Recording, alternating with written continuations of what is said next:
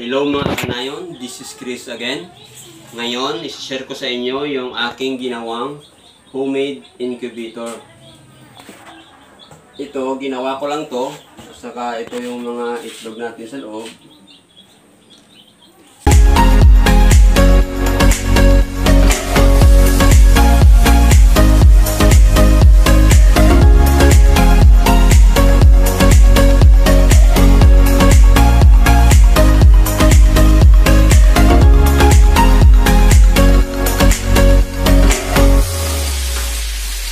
Ngayon, isi-share ko sa inyo yung pagkabit ng wire sa loob ng ating incubator.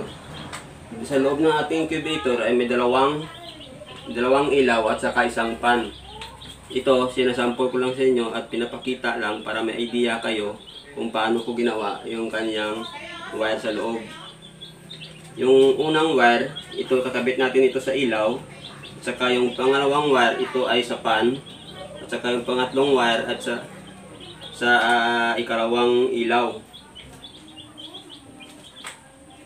Katapos ito yung ano niya, yung main supply ng ng kuryente, ikabit natin to isa-isa. Yung tatlong wire kakabit natin.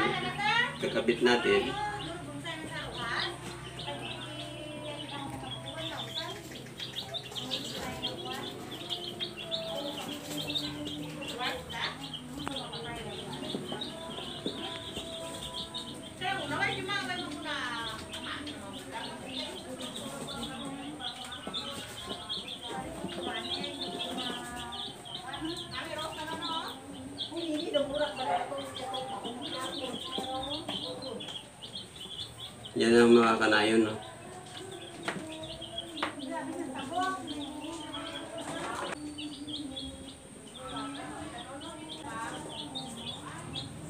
Lagyan natin ng electric tape.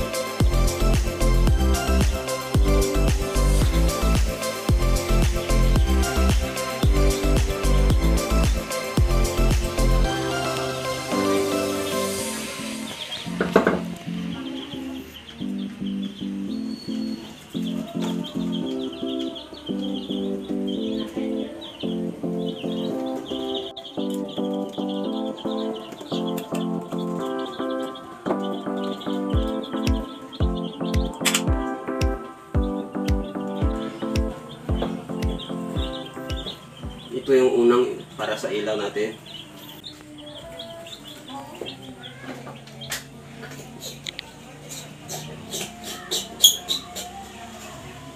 Ito yung sa unang ilaw natin. At saka dito, talagyan din natin ito kasi ito pinapakita ko lang naman. At saka nagbibigay din ako ng idea na paano ko ginawa yung electrical dito sa loob. Ito, ilaw. Ito yung pangalawang ilaw at saka ito yung sa pan. At ito yung nagbibigay ng supply dito sa dalawang ilaw at saka pan natin. At saka kailangan natin yung controller, temperature controller. Ito, binili ko to sa online. 3 piraso yung in-order ko para may reserva ako. Ngayon, nagamit ko na yung isa. May dalawa pa tayong reserve. Baka ito, hindi natin malaman. Baka masisira. Kaya may ipapalit tayo. Kasi kapag umorder tayo sa online, minsan 2 linggo, 1 linggo dumadating. Kaya matagal, mabuti na yung may reserva. Ito yung temperature reader. Ito yung nalagay natin doon sa loob. Tapos ito ito natin lalagay sa gitna kasi ito yung kumukontrol sa temperature dito sa loob. Kabit natin.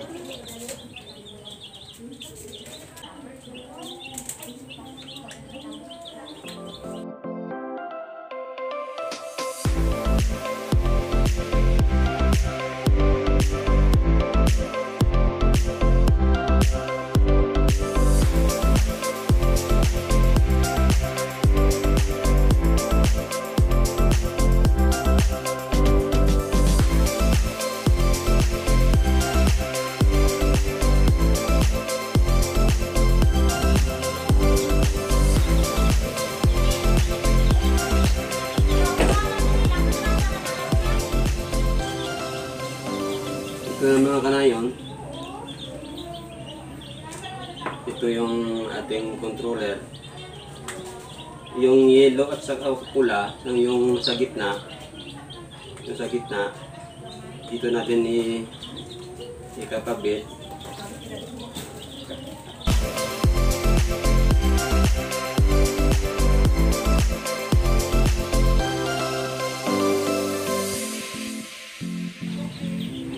Lagyan natin ng tape.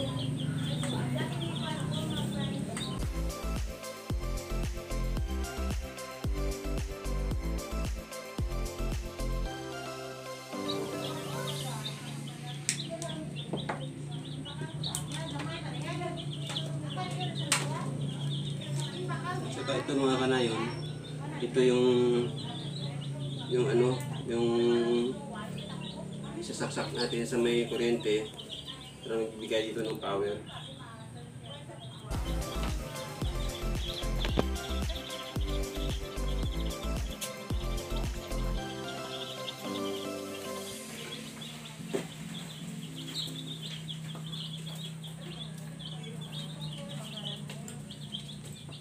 Yan mga kanayon. Ito yung thermometer reader niya. At saka yung sa gitna yung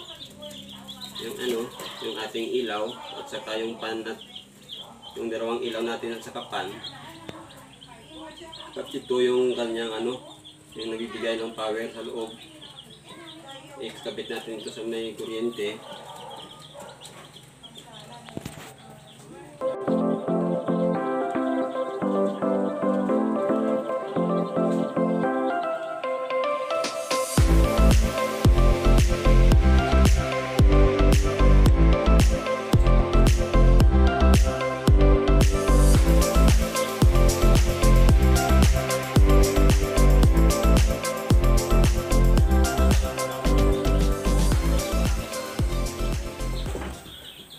Yung mga kanayon, okay na, ready na to. Ito lang naman yung pinapakita ko sa inyo na para may idea kayo. Ito mga kanayon, tingnan ninyo. Yung controller temperature natin may 5 wire. Yung pula at itim, ito yung sinasaksak natin sa kuryente. At saka yung yellow at itim, ito yung nagsusupply sa loob na ilaw at saka yung pan. Ito mga kanayon, pakita ko sa inyo. Ito na yung actual na ginagamit ko sa aking incubator. Ito yung unang wire. Yung pula at saka itim, sinasaksak natin ito sa power. Ginagamit kasi ito ng EBR. Tapos yung dilaw at itim, dito nakakabit yung ating dalawang ilaw sa loob at saka yung pan. Ito mga kanayon yung wire. Tingnan natin ito sa loob. Kung nakikita nyo mga kanayon, ito na yung wire na nakakabit doon sa gitna ng ating controller. At saka ito yung kanyang yung temperature reader. At saka dito sa baba,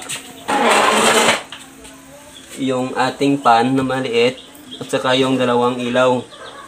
Yung ilaw ko, 25 watts na naman to. Ito 25 watts at saka 25 watts. Ito yung ginawa ko na sa loob. Yung lagayan ng itlog.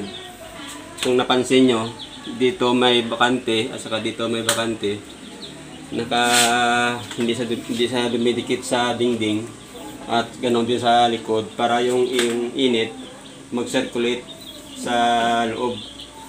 At saka dito importante yung ilaw na nagbibigay ng init at saka yung fan nagbibigay na mag-circulate ng init sa loob at saka yung tubig. Ito, kailangan natin ng tubig sa loob kasi ito yung nagbibigay ng humidity. Kapag walang tubig ito, hindi mapipisa yung ating itlog. Kung napapansin nyo mga kanayon, tingnan nyo, dito sa pataas, bukas lang at saka dito sa baba, nakasira. Kasi ito, malapit na itong mapisa. Siguro mga 3 days mapipisa na ito. Kung nilagyan ko ito ng harang dito paikot, kasi kapag hindi ko nilagyan, kapag napisa na yung itlog, yung sisiw, tumatalon. Kaya minsan napapasok dito sa ilaw, o minsan dito pumapasok sa tubig. Kaya nilalagyan ko. At saka nilagyan ko din ito ng fuel sa loob para mas madaling mainit. At saka yung ating ginawa kong pinto, ito dati ng pinto ng aparador na nasira na, kaya nilagay ko na lang dito. Ito binutasan ko at saka ito yung plastic na to, P-shield to, dinikit ko lang ng glugan. Lahat ito improvise. Ito may mga lagyan ko ng fuel para yung madali mainit sa loob. Saka yung exact na temperature natin sa loob, kailangan natin na kontrolin. Yung magandang temperature is 37.2 Celsius hanggang 27.8 Celsius. Hindi doon bababa at hindi doon tataas. Kasi kapag tumataas, yung itlog natin nasisira. Kapag sobrang baba din yung temperature, yung itlog natin nasisira din. Mga kanayon, nilagyan ko din ito ng basahan kasi maluwang dito para yung init hindi lalabas. Nilagyan na lang natin ng basahan at saka dito din para madaling lumabas yung init. At saka nilagyan ko rin ng guma para talagang dikit yung ginawang pinto. Saka mga kanayon, bumili din ako ng digital thermometer kasi ginagamit ko dito sa loob. Kasi ito yung ating temperature controller. Hindi naman po talagang standard. Minsan tumataas, minsan bumababa. Kaya kailangan natin to para time to time i-check natin. Nang 2 to 3 days lagi natin i-check kasi minsan ito pumapalya. Minsan yung temperature nito sa temperature dito iba, kaya pero dito ako sumusunod kasi ito standard talaga to. Pero kung tumataas ito, i-adjust ko na naman. Kung bumababa, i-adjust ko ito.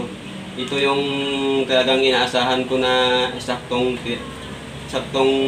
temperature sa loob. Yung ating humid incubator mga kanayon, yung capacity nito is 120 na X, kaya itong mga papisa. Mga kanayon, ito yung humid na incubator ko, pero maasahan ko to kasi na-tested ko na. Ito may isa na akong mga sisiw. Siguro mga 3 batch na ito. Ikatlong batch to. Yung nilagay ko na itlog, 42. Yung nilagay ko doon sa ating incubator, yung napisa is 31. Ito sila 31. Yung percentage niya ay mga 80 to 90% napipisa yung ating itlog.